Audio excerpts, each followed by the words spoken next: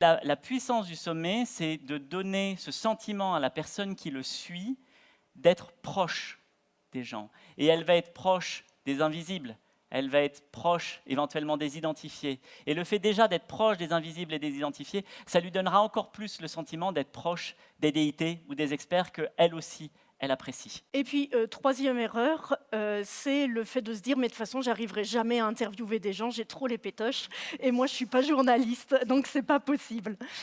C'est une erreur. Vous pouvez aussi, y aller et faire un sommet, on l'a dit, c'est pas forcément ça peut être des interviews format journalistique, mais on n'est pas obligé de ça. Ça peut être vraiment des rencontres, des échanges, des choses qui vont se faire vraiment simplement, spontanément. Ça peut se faire par Zoom ou ça peut se faire en présentiel et il y a autre chose qui se dégage. Donc voilà, vous fixez pas sur, «Je suis pas journaliste et j'ai jamais fait Même quand on d'interview», est on passe journaliste ça. professionnel depuis 5 mois, comme Raphaël Mesrahi, il n'avait pas reconnu. On vient de voir les 3 premiers pas, mais les 3 erreurs à éviter. Mais j'aimerais enfoncer un petit peu le clou. Pour ceux qui n'avaient pas compris, les sommets, pour moi, c'est toute ma vie. Heu, Au moins.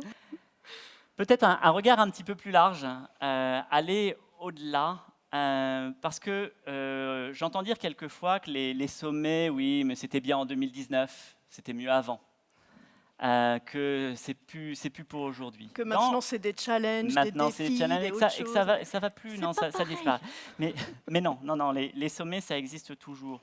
Nos sociétés, elles ont évolué, attention, bond en arrière, de l'oralité, où au début on transmettait les informations à l'oral, à l'écrit, l'imprimerie, hein, et ensuite on a eu les sociétés de l'image. Et aujourd'hui, on rentre dans une 4e phase dans laquelle s'inscrivent pleinement les sommets.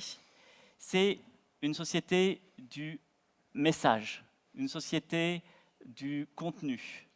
Et là, on a plusieurs choix qui s'offrent à nous. Soit on prend le choix d'être des influenceurs et d'aller dans une TikTokification de l'information, celui-là j'ai eu du mal à le dire, hein, où on va avoir des informations qui sont réduites et on va transmettre un message par une petite fenêtre la plus rapide possible. Soit on fait le choix d'aller au-delà et d'avoir un message qui se transmet avec le cœur, un message qui se transmet avec le temps, un message qui prend le temps d'être diffusé. Et le sommet dépasse cette notion-là de société de contenu pour aller vers une société de la valeur.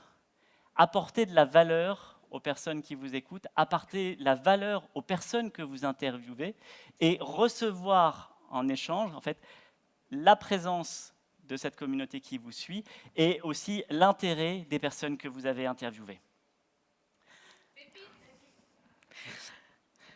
Un sommet, voilà, pour moi, c'est une valeur forte.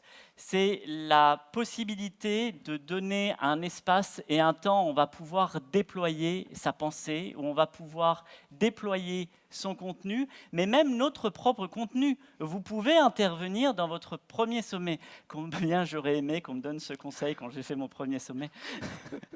J'aurais adoré qu'on me le dise. Alors je vous le dis, si vous faites un sommet, intervenez à l'intérieur de votre propre sommet. C'est naturel que vous interveniez à l'intérieur.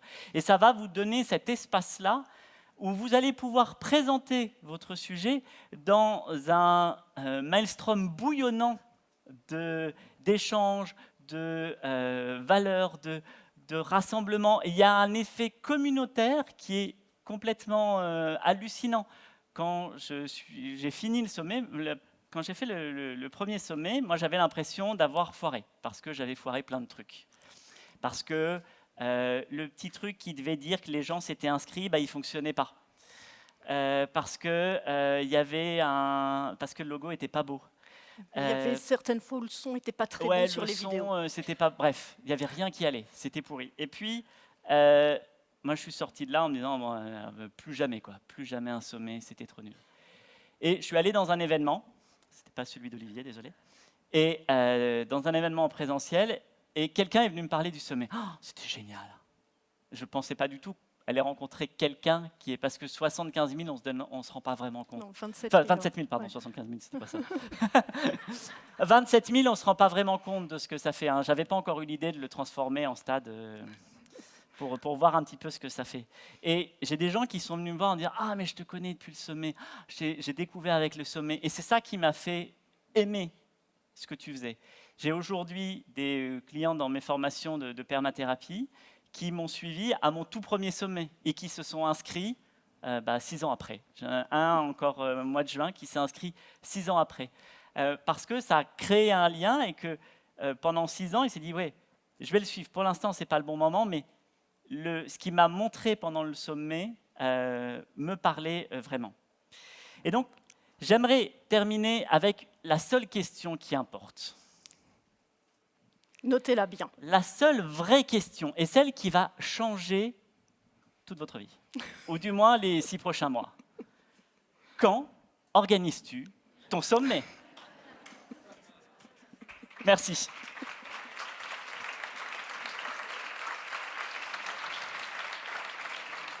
Merci beaucoup. On les applaudit bien fort.